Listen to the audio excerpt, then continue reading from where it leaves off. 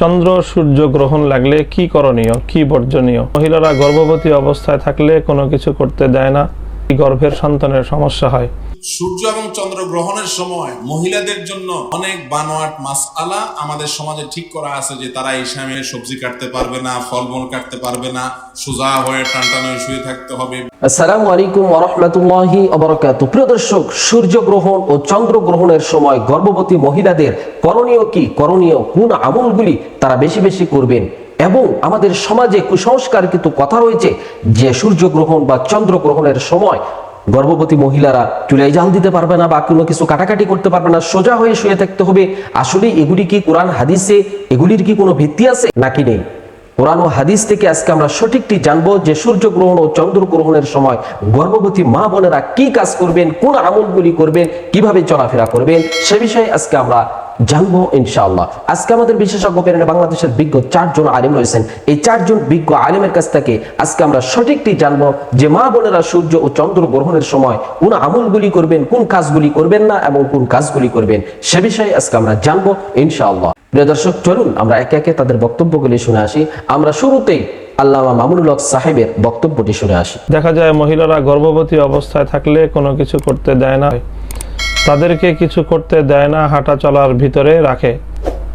এই বিষয়টা কতটুকু গ্রহণযোগ্য? চন্দ্র এবং সূর্য আল্লাহ পাক রব্বুল আলামিনের দুটি মাখলুক, এবং এই দুই মাখলুকের উপর আল্লাহ পাক রব্বুল আলামিনের পরিপূর্ণ নিয়ন্ত্রণ এবং আল্লাহ পাক রব্বুল আলামিনের একচ্ছত্র ক্ষমতা চলে। আল্লাহ পাক রব্বুল আলামিন আল্লাহর এই বিশেষ দুটি মাখলুক এবং দুটি সৃষ্টির মধ্যে বিভিন্ন ধরনের পরিস্থিতি তৈরি করেন দুনিয়ার মানুষকে বিভিন্ন নিদর্শন দেখানোর জন্য। এই দুটি হলো আল্লাহ পাক রব্বুল আলামিনের সৃষ্টি, আল্লাহর নিদর্শন। কাজেই এগুলোর মধ্যে আল্লাহ পাক রব্বুল আলামিন গ্রহণ লাগিয়ে এগুলোকে আলোবিহীন করে দিয়ে থাকেন। এর মাধ্যমে আল্লাহ পাক রব্বুল আলামিনের কুদরতের বহিঃপ্রকাশ ঘটে। আল্লাহ পাক রব্বুল আলামিন দেখাতে চান যে এই সূর্যের আলো, চন্দ্রের আলো, এগুলো সবই আল্লাহ পাকের নিয়ন্ত্রণাধীন। আল্লাহ পাক চাইলে এগুলোকে আলোবিহীন করে দিতে পারে, যে আল্লাহর কুদরতকে উপলব্ধি করা।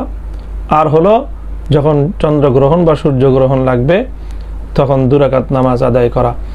এই হলো করণীয়। এর বাইরে ইসলামী শরীয়তের মধ্যে চন্দ্র এবং সূর্যগ্রহণের সময় আর কিছু করণীয় অথবা অন্য কোনো কিছু বর্জনীয় নেই। যে এই সকল ধারণাগুলো রয়েছে যে চন্দ্র বা সূর্য গ্রহণের সময় গর্ভবতী নারীদের বিভিন্ন ধরনের বিধিনিষেধ করা হয়, এগুলো সম্পূর্ণ কুসংস্কার, এগুলো শরীয়ত ভুল বিশ্বাস এবং এগুলো মানুষের বানানো নানা ধরনের কুসংস্কার।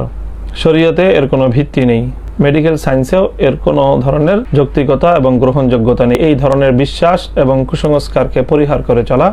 আমাদের দেশে কিছু কথার প্রচলন আছে যে যদি সূর্যগ্রহণ বা চন্দ্রগ্রহণের সময় গর্ভবতী নারীরা কোনো লোহার মধ্যে হাত রাখে বা কোনো কাটাকাটি করে তাহলে গর্ভের সন্তানের ক্ষতি হয়, ঠোঁট কাটা হয়। এই ধরনের কথা অনেকে বলে থাকেন। এটি একটি কুসংস্কার ছাড়া আর কিছুই না।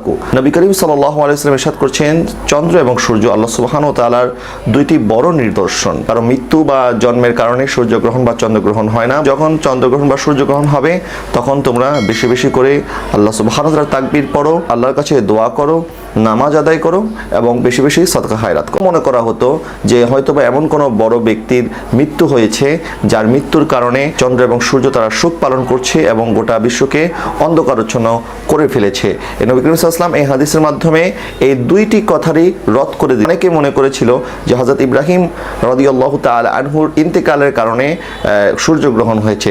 তো নবী করিম সাল্লাল্লাহু আলাইহি ওয়াসাল্লাম বললেন যে না, কারণ মৃত্যু বা জন্মের কারণে সূর্যগ্রহণ বা চন্দ্রগ্রহণ হয় না, বরং আল্লাহ সুবহানাহু ওয়া তাআলার এটি একটি বড় নিদর্শন। নবী সাল্লাল্লাহু আলাইহি ওয়াসাল্লাম তখন নামাজ আদায় করতেন এবং মানুষদেরকে নামাজের প্রতি আহ্বান করতেন, নামাজ আদায় করতেন।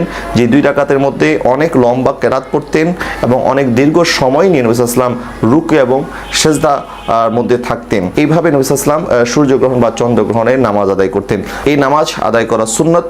চন্দ্রগ্রহণ বা সূর্যগ্রহণ যেই সময়টাই হবে ওই সময়ে আমরা এই নামাজটি আদায় করতে পারি। ঠিক ওই সময়টা যদি পার হয়ে যায় নামাজ আদায় করতে করতে, তাহলে আমরা নামাজটা পরিপূর্ণ করব। আর যদি নামাজ আদায় করার পরেও সূর্যগ্রহণ বা চন্দ্রগ্রহণের সময় থেকে যায়, তখন আমরা বাকি সময়টা ইস্তেগফার, দোয়া, সাদকা খায়রাত ইত্যাদি নেক আমলের মাধ্যমে এই সময়টাকে কাজে লাগাতে পারবো। কুসংস্কারের কথা আমরা শুনতে পাই যে এই সময় গর্ভবতী নারীরা তাদেরকে হাঁটাহাঁটি করতে হবে, তারা ঘুমাতে পারবে না, তারা চুল বেঁধে রাখতে পারবে না, চুল ছেড়ে রাখতে হবে, চুল বেঁধে রাখলে সন্তানের মাথা মোটা হতে পারে। এই ধরনের যে সমস্ত কথাবার্তা আমাদের সমাজে প্রচলিত আছে, এগুলি ভিত্তিহীন কথা, এগুলি কুসংস্কার। আমরা যেন এগুলি না, গর্ভের সন্তানের ক্ষতি হতে পারে এটা আল্লাহ সুবহানাহু ওয়া তাআলা ভালো জানেন, যে গর্ভের সন্তান কি করে সুস্থ থাকেন, কি করে অসুস্থ হয়ে যান। এটার সাথে চন্দ্রগ্রহণ বা সূর্যগ্রহণ বা প্রকৃতির অন্য কোনো বিশেষ কোনো সম্পর্ক নাই। এটি শরীয়তের আলোকে আমি আপনাদেরকে দ্ব্যর্থহীন কণ্ঠে বলতে পারি। তবে কেউ যদি সতর্কতা অবলম্বন করতে চান, আমি এই জন্য এই কথা বলছি, দেখা যায় যে অন্য কোনো কারণে হয়তো বা আপনার গর্ভের সন্তানের কোনো ক্ষতি হয়ে গেল, কিন্তু আপনি যদি মনে করেন যে ওলামায়ে কেরামের মুখে আমি শুনেছিলাম যে এই সময় সতর্কতা অবলম্বন করার কোনো প্রয়োজন নাই, আমি সতর্কতা অবলম্বন করি নাই, আর যার কারণে আমার সন্তান অসুস্থ হয়েছে বা তার এই ক্ষতি হয়েছে, আমি শুধুমাত্র ওই সমস্ত দুর্বল চিত্তের বোনদের উদ্দেশ্যে বলবো, শরীয়তে এই বিষয়গুলিকে সাপোর্ট করে না। বরং আমরা চন্দ্রগ্রহণের সময়, সূর্যগ্রহণের সময় নামাজ আদায় করব, ইস্তেগফার পাঠ করব, দোয়া দুরূদ পড়ব। গর্ভবতী মা বোনের জন্য বিশেষ কোনো আমল নেই, তবে আম্বিয়া রসুলগণের দোয়া আছে। অচিরেই নতুন মেহমান আসবে, সন্তান সন্ততি, সুতরাং তার সুস্থতার জন্য, তার দিন দুনিয়ার কল্যাণের জন্য, তার নেক জীবনের জন্য, তার নেক হায়াতের জন্য, সে যেন সৎ হয়, অসৎ না হয়, এইসব দোয়া করবেন। ইব্রাহিম আলাইহিস সালামের দোয়া রয়েছে, জাকারিয়া আলাইহিস সালামের দোয়া রয়েছে, ইবাদুর রহমানদের দোয়া রয়েছে, সূরা ফুরকানে রয়েছে, সূরা আহকাফে দোয়া রয়েছে নেক সন্তানের জন্য। রব্বি আউজিনি আন আশকুরা নি'মাতাকাল্লাতী আন'আমতা আলাইয়া ওয়া আলা ওয়ালিদাইয়া ওয়া আন আমালা সালিহান তারদাহ ওয়া আসলিহ লি ফি যুররিয়াতি, আল্লাহ আমার যুররিয়াকে সালেহ নেক বানাও। ওয়া আসলিহ লি ফি যুররিয়াতি ইন্নী তুবতু ইলাইকা ওয়া ইন্নী মিনাল মুসলিমিন। এই দোয়াগুলি পড়বেন। ছেলে মেয়েদের জন্য দোয়ার গুরুত্ব, এই দোয়াগুলি করবেন। যেমন অনেকেই মনে করে গর্ভবতী মায়েদের জন্য সূর্যগ্রহণ কিংবা চন্দ্রগ্রহণের সময় কোনো কিছু কাটাকাটি করা উচিত নয়, মাছ কিংবা মাংস, ফলমূল ইত্যাদি কাটা উচিত নয়। এগুলো যদি কাটেন তাহলে সেক্ষেত্রে গর্ভস্থ সন্তানের ক্ষতি হয়। এ ধারণা সম্পূর্ণ কুসংস্কারাচ্ছন্ন একটি ধারণা, ভুল বিশ্বাস। কোরআন হাদিসের কোথাও এরকমটি বলা হয়নি। একজন ইমানদার কখনো কুসংস্কারাচ্ছন্ন হতে পারেন না। অতএব এই বিশ্বাসটি আমাদের সংশোধন করতে হবে। সূর্যগ্রহণের সময় অন্য স্বাভাবিক যে কোনো কাজ আমরা করতে পারি, কাটাকাটি ইত্যাদি এগুলো করতে পারি, মা বোনরাও করতে পারেন, গর্ভবতী মায়েরাও করতে পারেন, কোনো অসুবিধা নেই।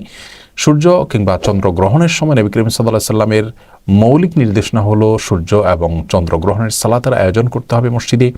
সেই সালাতে আমরা শামিল হব, আদায় করব। সময় দান করা, সাদকা করার কথা বলা হয়েছে, দোয়া করার কথা বলা হয়েছে, তাকবীর দেওয়া, আল্লাহু আকবার বলতে থাকা বা আল্লাহু আকবার ধ্বনি দেওয়া, আল্লাহু আকবার বলে ওঠা, এই নির্দেশনা নবী সাল্লাল্লাহু আলাইহি ওয়াসাল্লাম দিয়েছেন। তাহলে আল্লাহু আকবার দিবেন মায়েরা, তার কাছে দোয়া করবেন। এছাড়া অমুকটা করা যাবে না, তমুকটা করা যাবে না, এরকম কোনো কথা কোরআন হাদিসে বলা হয়। জাহেলি যুগের মানুষরা মনে করত যে বড় কোনো ব্যক্তি, মহান কোনো ব্যক্তি, উল্লেখযোগ্য কোনো ব্যক্তির মৃত্যু কিংবা বড় কোনো অঘটন ঘটলে তার প্রেক্ষিতে সূর্য কিংবা চন্দ্রগ্রহণ হয়ে থাকে। নবী সাল্লাল্লাহু আলাইহি ওয়াসাল্লাম তাদের সে কুসংস্কারাচ্ছন্ন বিশ্বাসকে সংশোধন করেছিলেন। অতএব আমরা চন্দ্রগ্রহণ, সূর্যগ্রহণকে ঘিরে নিজেদের বানানো বিভিন্ন কুসংস্কারাচ্ছন্ন বিশ্বাসগুলোকে ধারণ করা থেকে আমরা বেঁচে থাকব। সূর্য এবং চন্দ্র গ্রহণের সময় মহিলাদের জন্য অনেক বানোয়াট মাসআলা আমাদের সমাজে ঠিক করা আছে, যে তারা মেয়ে সবজি কাটতে পারবে না, ফলমূল কাটতে পারবে না, সোজা হয়ে টানটান হয়ে শুয়ে থাকতে হবে, বাহিরে যেতে পারবে না। এসব বানোয়াট, বোগাস এবং ভিত্তিহীন মাসআলা, মিথ্যা ফতোয়াবাজি এদেশে আছে, তার বেশিরভাগই মহিলাদের বিরুদ্ধে। আবার লজ্জার কথা হলো, সেই মহিলাদের বিরুদ্ধে ফতোয়াবাজিও মহিলারাই করে, বউয়ের বিরুদ্ধে ফতোয়াবাজি শাশুড়ি করে। ঠিক না? ঠিক ভাইরা আমার, এগুলা মিথ্যা কথা। কোরআন হাদিসে এরকম কোনো কথা বলা, সূর্যগ্রহণ করার সময় একজন পুরুষ যা যা করতে পারবে মহিলাও তা করতে পারবে, মহিলার জন্য আলাদা কোনো বিধিনিষেধ নাই। প্রিয় দর্শক, এতক্ষণ আমরা শুনছিলাম বাংলাদেশের বিজ্ঞ 4 জন আলেমের কাছ থেকে সূর্যগ্রহণ ও চন্দ্রগ্রহণের সময় গর্ভবতী মা ও বোনেরা কোন আমলগুলি করবেন, তাদের করণীয় কি, সে বিষয়ে আমরা শুনছিলাম বিজ্ঞ আলেমদের কাছ থেকে। যে আমাদের সমাজে যে কুসংস্কারমূলক কিছু কথা রয়েছে, যে তারা কোনো কিছুই করতে পারবেন না, সোজা হয়ে শুয়ে থাকতে হবে, চুলায় জাল দিতে পারবেন না বা অন্যান্য কাজকর্ম করতে পারবেন না, এগুলির কি কোরআন হাদিসে কোনো ভিত্তি আছে নাকি নেই, সে বিষয়ে আমরা শুনছিলাম বিজ্ঞ আলেমদের কাছ থেকে। প্রিয় দর্শক, সূর্যগ্রহণ ও চন্দ্রগ্রহণের সময় মহিলা মা বোনেরা কোন কোন কাজগুলি করতে পারবে আর কোনগুলি করতে পারবে না, বিজ্ঞ আলেম ওলামাগণ সুন্দরভাবে বলেছেন। এই জন্য আমরা সূর্যগ্রহণ বা চন্দ্রগ্রহণের সময় এই কাজগুলি করব, এই আমলগুলি করব ইনশাআল্লাহ, এবং শিরক বিদআত থেকে আমরা দূরে থাকবো ইনশাআল্লাহ। প্রিয় দর্শক, আমরা এখানে বিজ্ঞ 4 জন আলেমের কথাগুলি শুনলাম। এই 4 জন বিজ্ঞ আলেমের মধ্য থেকে যার কথাগুলি কোরআন ও হাদিসের দলিল ভিত্তিক মনে হবে, আমরা তার কথাটাই, তার মতটাই গ্রহণ করে নেব ইনশাআল্লাহ। প্রিয় দর্শক, সর্বোপরি আল্লাহ তাআলার কাছে দোয়া করি, আল্লাহ তাআলা আমাদের সবাইকে যেন আল্লাহর হুকুম অনুযায়ী, রসুলের সুন্নত অনুযায়ী চন্দ্রগ্রহণ বা সূর্য গ্রহণের সময় কোন আমলগুলি করতে হবে সেগুলি যেন আমরা করতে পারি, সে তৌফিক যেন আল্লাহ তাআলা আমাদেরকে দান করেন। প্রিয় দর্শক, আল্লাহ তাআলা আমাদের সবাইকে যেন কোরআন ও সুন্নাহর সঠিক পথে আমাদেরকে যেন পরিচালিত করেন। প্রিয় দর্শক, আমরা একেবারে ভিডিও শেষ প্রান্তে চলে এসেছি। আমি মিনারুল ইসলাম আজকের মতো এখানে বিদায় নিচ্ছি। দেখা হবে অন্য কোনো ভিডিওতে। সে পর্যন্ত সকলে ভালো থাকবেন, সুস্থ থাকবেন। আসসালামু আলাইকুম ওয়া রাহমাতুল্লাহি ওয়া বারাকাতুহু।